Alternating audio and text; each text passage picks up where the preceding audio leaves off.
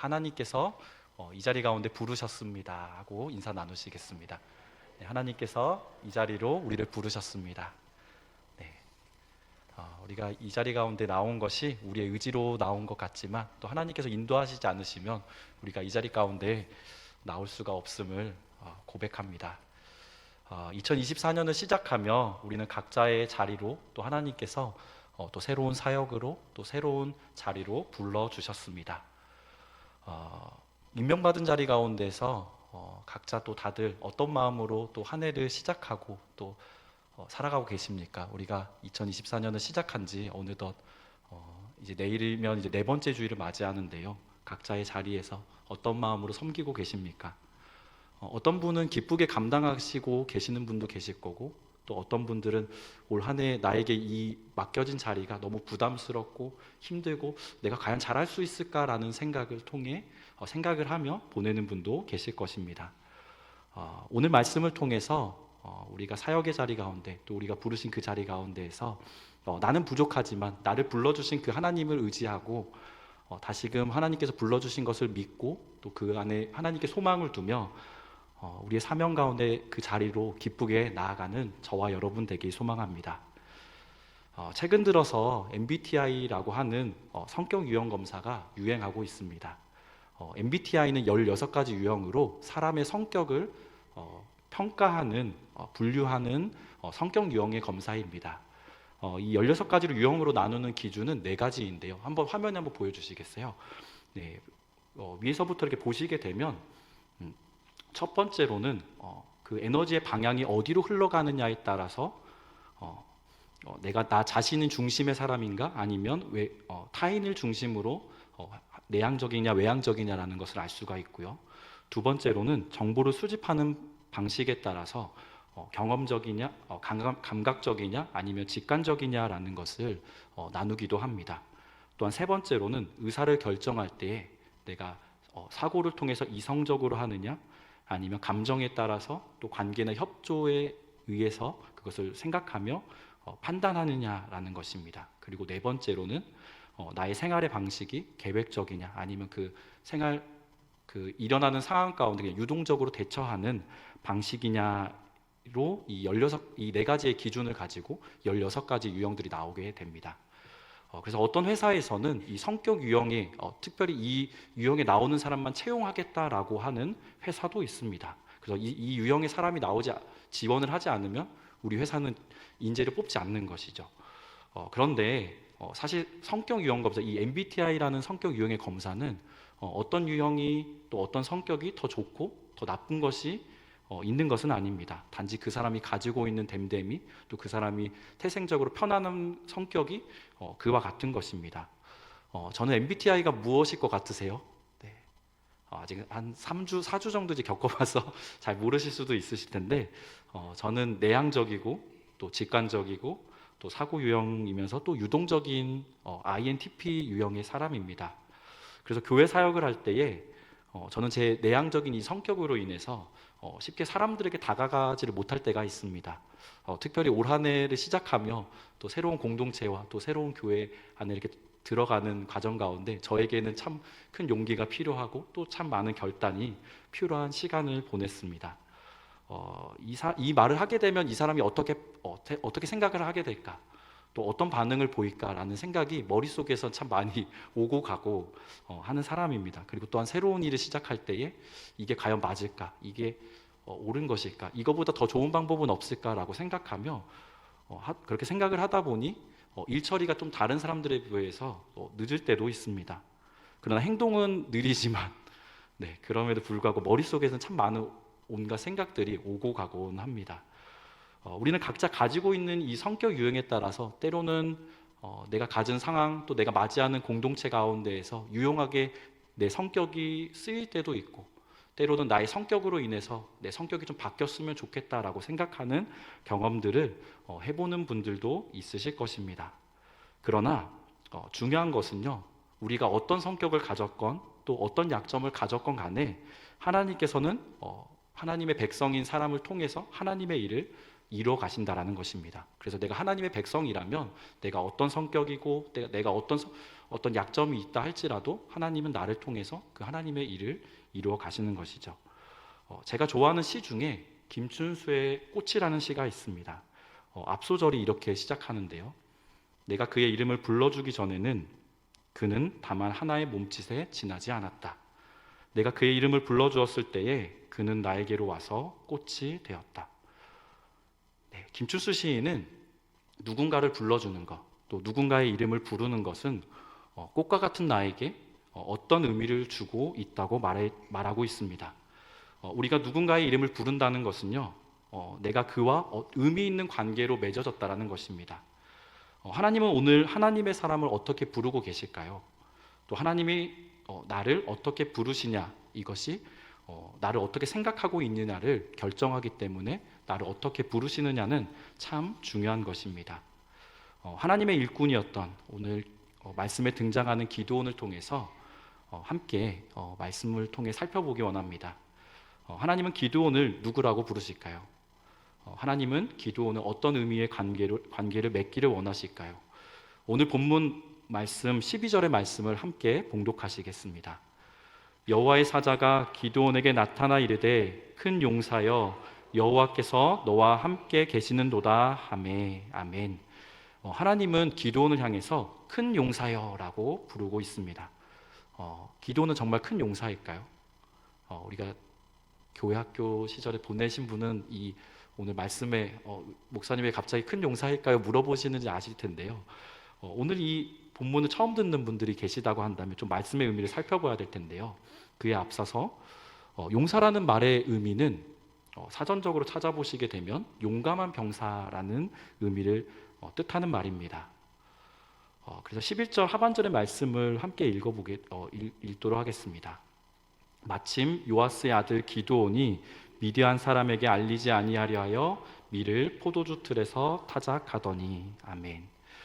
기드온이 큰 용사라고 하였는데 오늘 말씀에 보면 이 11절 시작하는 이 말씀에 보면 기드온이 밀을 타작하는데요, 넓은 마당이 아니라 포도주 틀에서 타작하고 있다고 성경은 기록합니다. 우선 기드온은 군사가 아니라는 것을 우리가 알 수 있을 것이고요. 기드온은 여기 이 11절의 말씀을 볼 때에 농부였다라는 것을 우리가 알 수 있습니다. 그가 밀을 타작하는 것으로 봐서 그가 분명 농부였을 텐데, 그런데 왜 기드온은 밀을 넓은 마당이 아니라 넓은 들판이 아니라 왜 하필이면 포도주 틀에서 타작하는 것일까요? 본래 이스라엘은 농사가 주업인 민족들입니다. 그래서 밀 농사를 지어서 수확을 거두고 타작을 하게 될 때에 넓은 마당에서 밀을 타작하곤 합니다. 우리가 농사를 지어보신 분들은 무슨 말씀인지 아실 거예요. 이제 타작을 할 때에 넓은 등판, 평평한 곳에서 타작하려고 하는 곡식들을 펴놓고 타작을 하게 되면 되게 편한데요. 특히 또 바람이 부는 날에 하게 되면 더 힘을 들이지 않고 이 타작하는 것이 쉽게 할 수가 있습니다. 그런데 지금 기드온이 어디에서 밀을 타작하고 있냐 하면요, 포도주 틀에서 밀을 타작하고 있습니다. 이 포도주 틀은 밀을 타작하는 곳이 아니라 포도를 발로 밟아서 즙을 내기 위해서 만든 작은 틀입니다. 당시 기록에 따르면 물론 좀 차이가 있고 또 만드는 그 수확하는 농부나 또 사람에 따라서 이 크기는 좀 다를 수 있을 텐데요. 기록에 따르게 되면 너비가 2m에 높이가 한 60cm 되는 공간이라고 합니다. 그러니 넓지 않은 공간에서 지금 기드온은 밀을 타작하기 위해서 애쓰고 있는 것입니다. 밀을 포도주 틀에서 타작을 하게 되면요, 많은 시간이 걸렸을 것입니다. 또한 오래 걸렸을 뿐만 아니라 또 타작하는 것도 쉽지가 않았을 것입니다. 타작해 보신 분은 아시겠지만 넓은 곳에서 타작질을 할 때 더 곡식을 쉽게 타작할 수 있고 또 그래야만 먼지가 또 불어서 이제 사라지기 때문에 편한 것을 알 수 있습니다. 그런데 기드온은 왜 이 이상한 방법으로 왜 힘을 들여가면서 왜 이 포도주 틀에서 밀을 타작하고 있을까요? 그렇게 기드온이 이런 이상한 행동을 할 수밖에 없는 이유가 있는데, 그것은 우리가 읽진 않았지만 사사기 6장 4절에서 5절에 그 이유가 나와 있습니다. 미디안이라는 족속이 있는데 그 미디안의 족속이 이스라엘의 밀을 타작하는 그 추수철만 되면 이스라엘로 쳐들어와서 수확한 모든 것을 다 가져가기 때문입니다. 예전에 우리나라도 일본의 압제를 받았을 때에 우리나라의 전라도 지역의 많은 쌀들이 일본으로 다 빼앗겼던 적이 있습니다.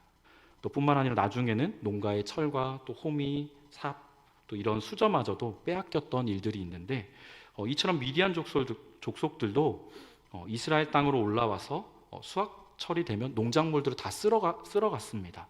한 톨도 남기지 않고 사라졌기 때문에 그런 상황 가운데서 기드온은 자신이 수확했던 농작물을 들키지 않고 타작하기 위해서 이 포도주 틀에 숨어서 밀을 타작하고 있는 것입니다. 사랑하는 성도 여러분, 이 장면을 한번 생각해 보시면서 기드온은 어떤 사람이라고 생각하십니까? 오늘 하나님은 큰 용사여라고 말씀하셨는데 과연 그는 용사일까요? 아니면 겁쟁이일까요? 만약 큰 용사라고 한다면 밀을 수확할 때에 그가 밀을 타작하는 넓은 마당에서 타작하는 것이 맞을 것입니다. 왜냐하면 용기가 있는 또 용감한 병사이기 때문이죠. 그런데 그는 지금 몰래 숨어서 포도주 틀에서 밀을 타작하고 있습니다. 그가 포도주 틀에 숨어서 밀을 타작하는 이유는 미디안 사람들에게 뺏기는 것이 두렵기 때문이었습니다. 그렇다는 것은 기드온은 겁쟁이라는 것을 우리가 알 수 있죠. 그런데 사실 생각을 달리해 보면, 관점을 바꿔서 생각해 보게 되면 기드온은 용기 있는 사람일 수도 있습니다. 목사님 왜 갑자기 뜬금없이 아까는 겁쟁이라더니 왜 갑자기 용기 있는 사람이냐라고 얘기를 하느냐고 의아하실 텐데요. 왜냐하면 남들은 자신이 이제 빼앗길 것이 두려워서 밀을 타작하지 않는 사람들도 아마 있었을 거예요. 그리고 포도주 틀에 숨어서 하면 되겠지라는 그 좀 번거롭고 힘든 방법이지만 그런 수고조차 시도하지 못하는 사람들도 있었을 것입니다. 그렇다고 한다면 도전해보고 시도해보았던 이 기드온은 용감한 사람일 수가 있는 것이죠. 그래서 저는 오히려 기드온의 용기에 박수를 보내고 싶습니다. 아마도 많은 이스라엘 사람들은 밀을 타작하는 것을 포기했을지도 모릅니다. 아니면 아예 밀을 심는 것조차 포기했던 사람들도 있을 것입니다. 왜냐하면 내가 이거 심어봤자, 내가 수확해봤자 결국에는 미디안 족속에게 뺏길 텐데 내가 뭐하러 이것을 헛수고를 하겠냐라고 하며 시도해볼 생각조차 하지 못했을 것이기 때문입니다. 우리가 빼앗길 것이 뻔하다면, 또 결과가 뻔하다면 심을 사람이 누가 있겠습니까? 또 수확해서 타작하는 헛수고를 하는 사람이 누가 있을까요? 그런 측면에서 본다면 기드온은 빼앗길 수도 있는데 헛수고가 될 수도 있는데 시도했던 정말 용감한 도전 정신이 있는 사람입니다. 오늘 말씀을 듣는 우리 증산제일교회의 가족들은 어떤 사람인가요? 나의 앞날 가운데 근심과 걱정 또 환경으로 인해서 시도해보지 못하고 올해도 그냥 작년과 같이 그냥 흘러가는 대로 흘러가면 되지, 내가 뭐해러 수고하나 애쓰나 라고 생각하는 분들도 있으실 것이고, 아니야 그래도 한번 도전해보자, 한번 애써보자, 한번 부딪혀보자 라고 생각하는 분들도 있을 것입니다. 세상의 기준에서 우리를 보고 판단하면 우리는 늘 부족할 수밖에 없습니다. 왜냐하면 나보다 능력이 더 좋고 또 조건이 좋고 또 외모가 더 잘생긴 사람들도 있을 것이고, 늘 비교하다 보면 때로는 나보다 부족한 사람이 있지만 나보다 잘난 사람이 나타나기 때문입니다. 저도 학창 시절을 보낼 때요, 내성적인 성격 때문에 자주 위축되곤 했습니다. 말을 잘하는 친구들, 또 악기를 잘 다루는 친구들을 보면 정말로 너무 부러웠습니다. 왜 저 친구들은 전도사로 나중에 사역을 하면 참 이쁨도 받고 교회에서 참 쓸모 있는 사람으로 또 목사로 쓰임 받겠구나. 나는 과연 그곳 가운데 쓰임 받을 수 있을까? 나를 받아주는 교회는 있을까라는 생각을 하며 보냈던 적이 있습니다. 그래서 하나님이 정말 나를 부르신 것이 맞나라고 하며 정말 부르신 가운데 늘 때로는 의심도 하고, 하나님이 부르셨으면 좀 저에게도 좀 능력을 좀 많이 주시고 하시지 왜 이렇게 못난 사람을 만드셨을까 하는 생각을 했었던 적이 있는데요. 특별히 전도사로 처음 사역을 했을 때의 일입니다. 전도사로 처음 사역하였을 때 담임 목사님이 이렇게 따로 부르셨는데요. 그때 저에게 해주셨던 말씀이 지금도 기억에 납니다. 전도사님, 실패해도 괜찮으니 마음껏 도전하고 시도해 보십시오. 시도해 보지 않으면 어떤 사역의 열매도 거둘 수 없습니다. 그러니 많이 도전해 보시고 또 하나님께 시도해 보면서 하나님께 지혜를 구하세요라고 저에게 정말 따뜻한 조언과 격려의 말씀을 해주셨습니다. 그 말씀이 제가 첫 사역을 할 때 정말 많이 실패하고 넘어지고 또 열매를 많이 거두지 못할 때에 그 말씀이 참 큰 힘이 되었습니다. 그리고 정말 목사님께서는 제가 실패하고 또 낙심되고 또 많은 우리 교회에 정말 도움이 못 될 때도 있었을 텐데 그런데도 불구하고 목사님 따로 불러서 혼내시거나 야단친 적이 없으셨습니다. 그냥 묵묵히 이 사람이 김한겸 전도사가 열심을 다해서 하는구나라고 하며 믿어주셨습니다. 시간이 흘러서 그때 그 말씀하셨던 것이 참 많은 힘이 되었습니다. 특별히 코로나로 인해서 한국 교회가 참 교회 학교가 많이 위축되고 또 새로운 방법으로 또 새로운 전환을 시도해야 될 때에 그 말씀을 다시금 생각하며 기존의 방식과는 좀 다르게 새로운 것들을 시도해 보았던 그때 큰 힘이 되었습니다. 여러분들도 또 상황 가운데 낙심하지 말고 기도원처럼 또 작게나마 또 내가 할 수 있는 것 생각을 바꿔서 도전해 보시기 바랍니다. 작은 시도가 쌓이게 되면 또 여러분들의 경험과 능력이 될 것입니다. 말씀을 준비하면서 과연 기도원은 겁쟁이였는가 아니면 용기 있는 사람인가에 대해서 고민에 빠졌습니다. 그런데 말씀을 묵상해 보니요, 제가 참 바보 같은 고민을 했다라는 것을 알게 되었습니다. 왜냐하면요, 제가 기도원을 겁쟁이라고 생각하는지 아니면 용기 있는 사람으로 생각하는지가 중요한 것이 아니기 때문입니다. 무슨 말이냐면요, 기도원에게 있어서 중요한 것은 이 말씀을 읽고 있는 우리가 기도는 어떻게 생각하느냐가 중요한 것이 아니라 하나님께서는 기도원을 어떻게 평가하고 계시냐가 더 중요하다는 것입니다. 지금 기도원에게 있어서 가장 중요한 것은 하나님께서 기도원을 어떻게 생각하고 또 그를 바라보고 부르시느냐라는 것이죠. 하나님은 기도원을 큰 용사라고 불러주셨습니다. 그렇게 여기셨습니다. 기도원이 지금은 겁쟁이 있는 모습처럼 보이기도 하고 또 생각에 따라서 용기 있는 사람으로 보여지는데 하나님은 분명히 그를 기도원을 큰 용사라 불러주셨습니다. 그리고 분명한 사실은 하나님께서 그를 그렇게 불러주시면 그 사람은 결국에 마침내에는 그렇게 된다는 것이죠. 또 한 명의 인물을 보게 되면 신약 성경에 요한복음 1장 42절에 보시면 주님께서 베드로에게 이렇게 말씀하십니다. 제가 봉독합니다. 내가 요한의 아들 시몬이니 장차 게바라 하리라 하시니라. 게바는 번역하면 베드로라. 아멘.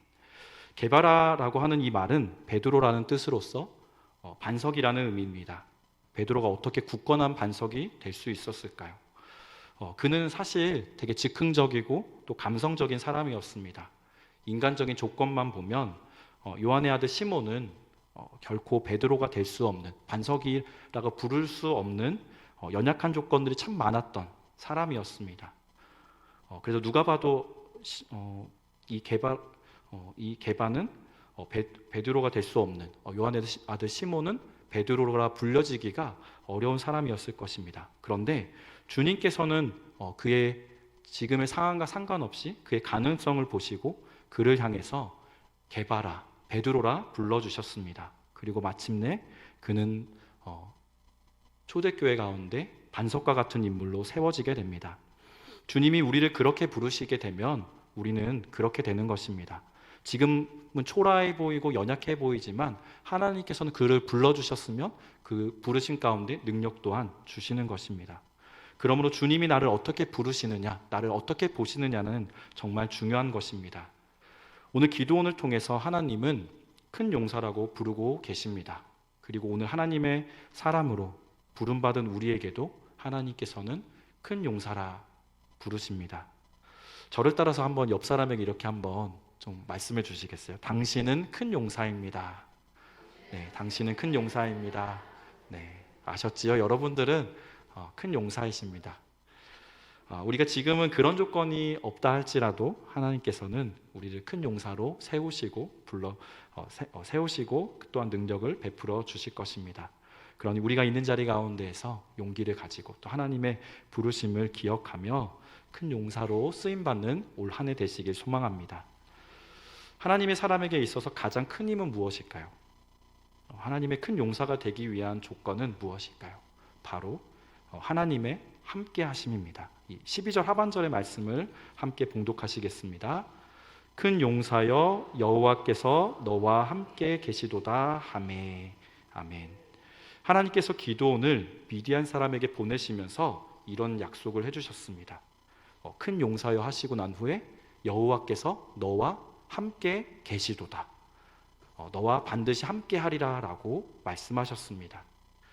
그리스도인에게 있어서 특별히 하나님의 사람으로 쓰임받는 우리에게 있어서 가장 강력한 무기는요, 나에게로부터 나오는 것이 아니고요, 하나님의 함께 하신 가운데 있습니다. 구약 성경에 보면 모세를 하나님께서 불러주셨고 그 출애굽의 위대한 여정 가운데 사용하실 때에도 하나님께서 함께 하신다고 약속하셨습니다. 또한 여호수아를 통해서 가나안 땅으로 진격하게 하시고 그 땅을 정복하게 하실 때에도 하나님께서 동일하게 너와 함께 하겠다 약속하셨습니다. 하나님의 그 약속은 여호수아뿐만 아니라 성경 곳곳에 있는 성경의 인물들을 통해서 늘 부르실 때에 너와 함께 하겠다라고 말씀하셨습니다. 신대원에 들어갔을 때 일인데요.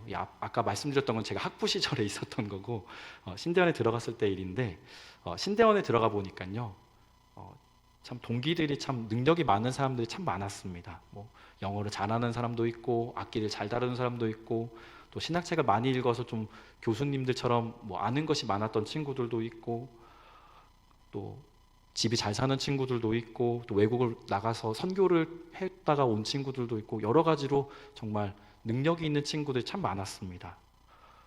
그래서 그 친구들 바라보니까 제가 가지고 있는 건 아무것도 없구나라고 하며 자괴감 속에 한 학기를 보냈던 적이 있습니다.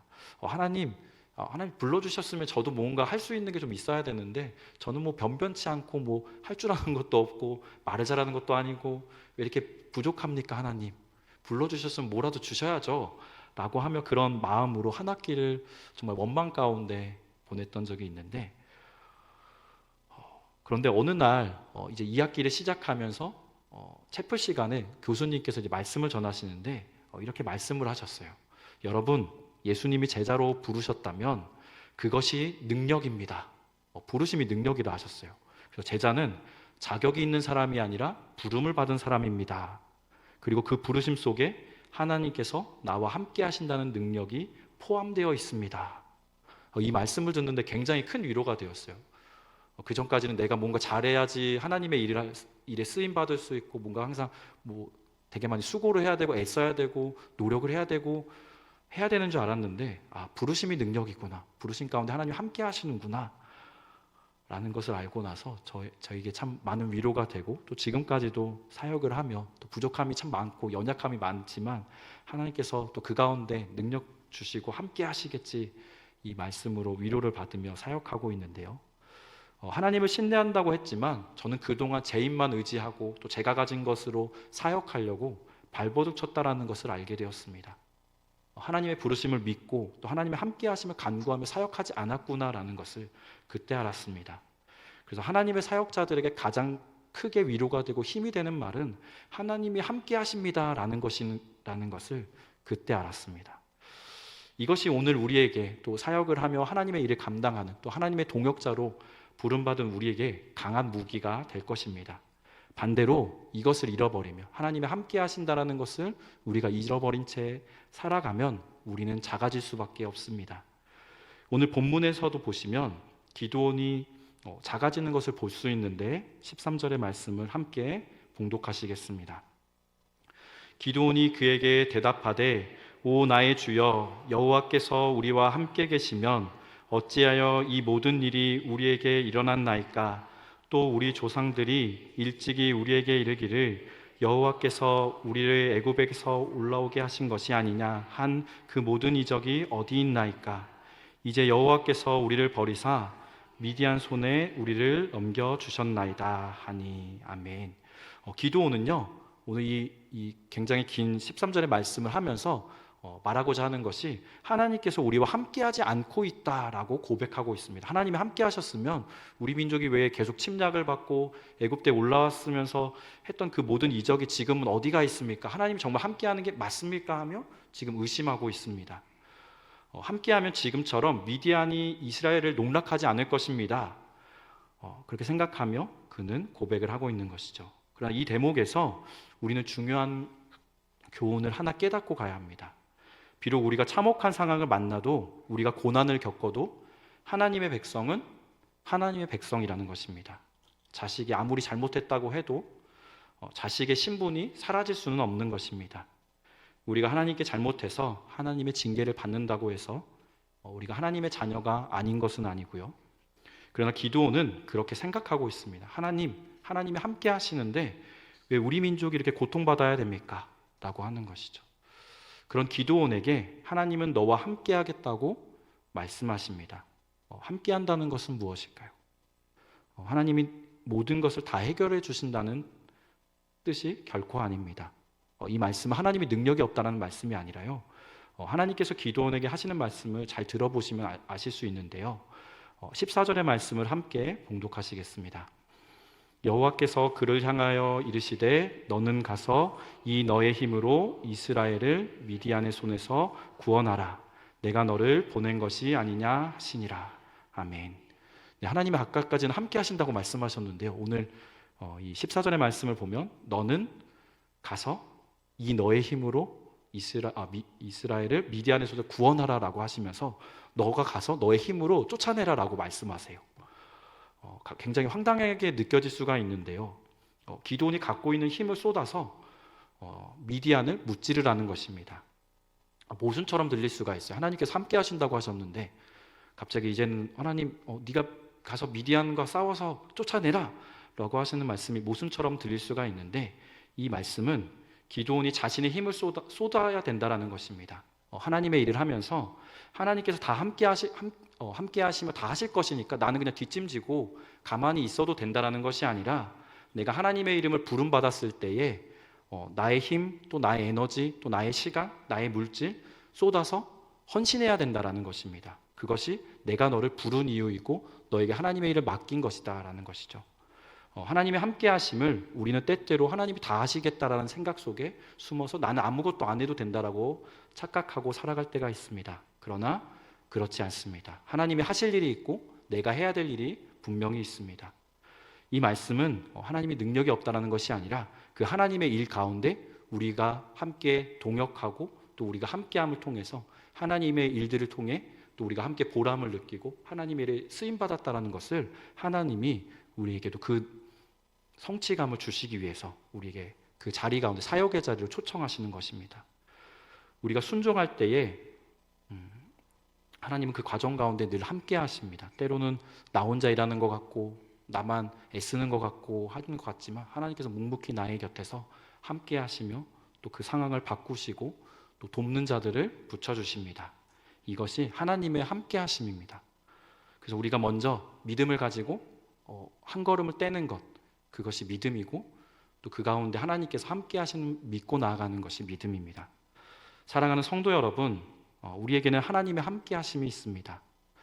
내가 아는 사람 중에 유명한 사람이 있고 또 권력자가 있다고만 하더라도 어딜 가서도 내가 누구 안다, 내가 그 사람하고 어제 밥 먹었어 하면서 어깨에 힘이 들어가고 어딘가에서 그 사람의 덕을 보을 때가 있는데요, 세상을 창조하시고 또 우리를 구원하시는 그 하나님이 우리와 함께 하신데 무엇이 두려우십니까? 사랑하는 성도 여러분, 하나님의 함께 하심을 믿고 우리의 맡겨진 사역의 자리 가운데에서 믿음으로 나아가시기 바랍니다. 한번 도전하시고 또 생각을 바꿔서 나아가시는 저와 여러분 되시길 소망합니다. 그리하여서 우리가 그래서 하나님의 일들 가운데 크게 쓰임받고 또 큰 용사로 부름받기에 부족함이 없는 한 해를 보내주시는 저와 여러분 되길 소망합니다.